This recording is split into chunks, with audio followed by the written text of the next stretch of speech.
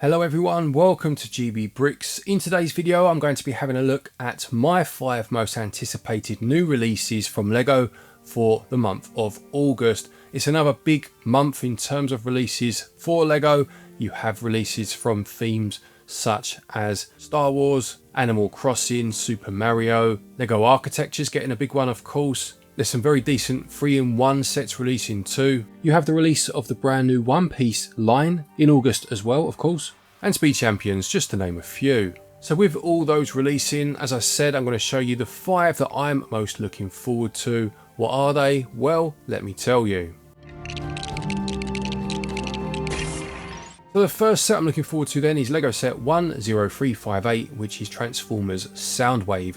This was released a couple of days ago at the time of making this video, and follows in the line of large Transformers figures that we've had so far, with the other two being Optimus Prime and Bumblebee. Now those two you would expect to get as soon as you know you're getting Transformers. I mean, the fact that Hasbro and LEGO are working together in the first place is amazing really, but once you're past that, yeah, those are the two first ones you'd expect.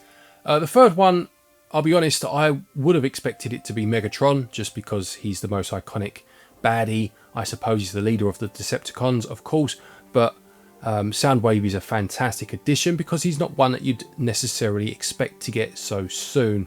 After Megatron, perhaps Starscream would have been the next one I thought of, but the fact that Soundwave has such an interesting transformation in the obviously in the old show he transformed into a cassette player, which is an antiquated idea these days, of course, but it's fantastic to see it in all its glory when you can obviously create that transformation. And it includes a sound brick, of course, which plays a number of phrases from Soundwave. I'll play a couple now.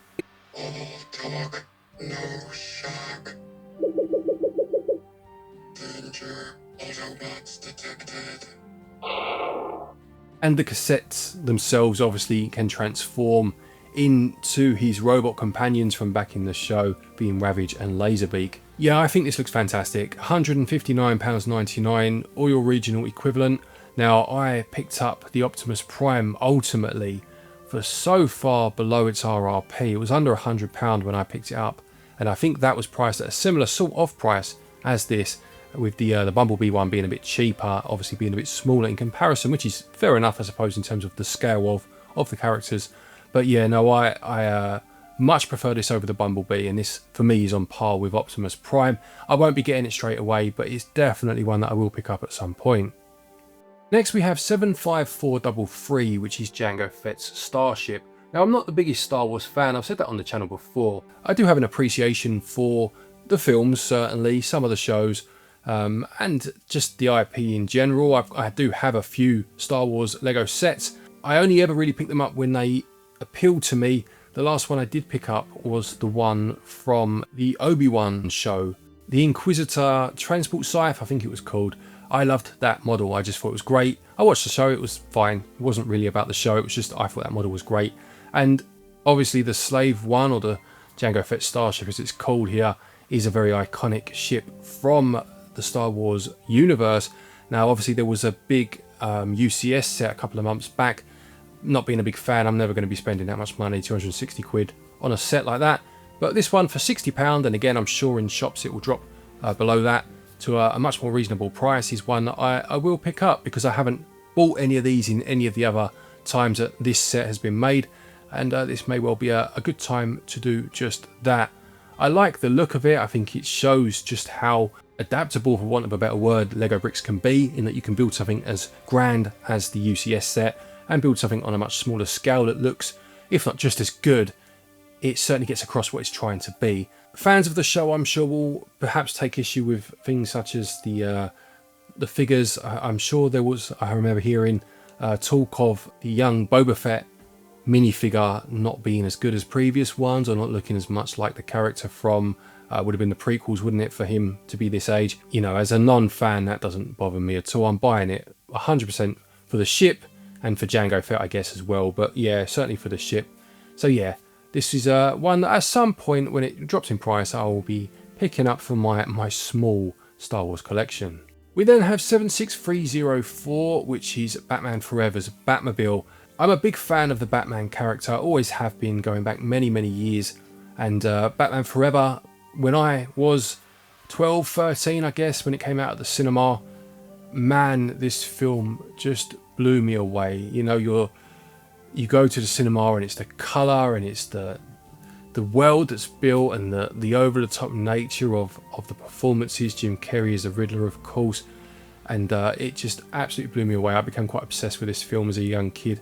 I watch it these days and the nostalgia kind of is about here, and you know, like I have that warm feeling of watching it, but the cringe factor is certainly higher, and I do struggle sometimes to get through it in one sitting. I do have obviously kids these days, so I watch it with them, which makes it easier because they love all the things I loved about it as a kid.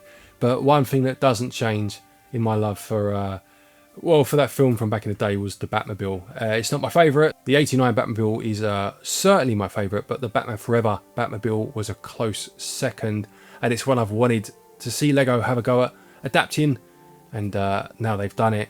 £89.99, it's very expensive, and I don't like the fact they've gone for this mid-scale, because you obviously have I just mentioned the 89 Batmobile, you have the tumblers they've done in recent years that are much larger. You have the smaller scale Batmobiles that sell for a lot of money, to be honest, sell for about £50, but are smaller than this. And then you have the 1960s Batmobile that is a bit smaller than the ones I previously mentioned, but still bigger than this one. And you're starting to get this strange division in between one collection, and I don't like it when that happens. I like it to kind of be uniform across, and I would have liked these to have been the same size so you could display them next to each other properly. So that's unfortunate. I said in a video that I made about this when it was first revealed that I struggled to see the blue, that lovely blue, neon blue that should be shining through the body of the vehicle. I've seen pictures since more close up that show that it's there, so that's good. I am colourblind and I do struggle with colour sometimes, so I just couldn't see them on those revealed pictures. So it looks like that is there, which was a concern of mine, so it's good to see that. I'll 100% be picking this one up. Again, whether it's on day one or not, I'm not sure, but it looks great. I just wish it was bigger, and I say that as someone that does lobby for Lego to make sure they're not pricing everyone out of it. But in this one instance, even if they'd made two, you know, a big one and a smaller one, I'd love to have had one to sit next to my 89 Batmobile and be a comparable size. The penultimate one for me then is 40805, which is the arcade machine. Now this is one I didn't even know was coming. I saw it a couple of days ago, just randomly on Lego's website. And this is the thing with Lego sometimes. They can just get you like that, you know, with something that you never really knew you needed or give a thought to. This is fantastic. I'm a big fan of arcade machines. I've got a few of the arcade one-ups behind me. You may be just about able to see them in shot there. I've built my own bowling alley / arcade, and I've got a video for that if you want to give that a watch. I'll put a card to that in the top right hand corner. And the arcade, I built some little arcade machines, little custom ones to go in there, and use some of the ones that were already available in certain sets. Or there was a what was it called? Dimensions, wasn't it? Lego Dimensions. They did a midway set with a character and a small arcade machine of Defender, I think it was. So I've got that in there as well. But yeah, this is great. I love the look of this. You can open it up, and inside you have like the character's bedroom or something like that, and there's an arcade machine in there as well. It reminds me of the set, the Pac-Man set that we got a couple of years ago. I think that had a small hidden feature with a small arcade cabinet inside it too, and this gives me vibes of that.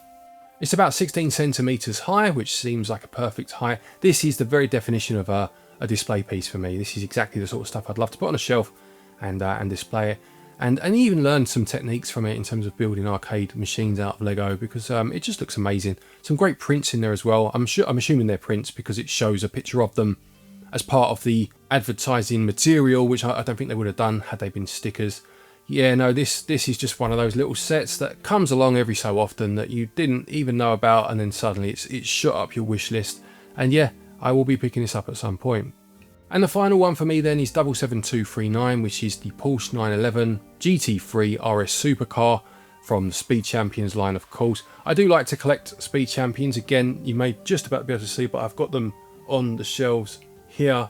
And this one really reminds me of the 6 stud wide Speed Champions that obviously they did away with a few years ago and moved across to 8 stud wide.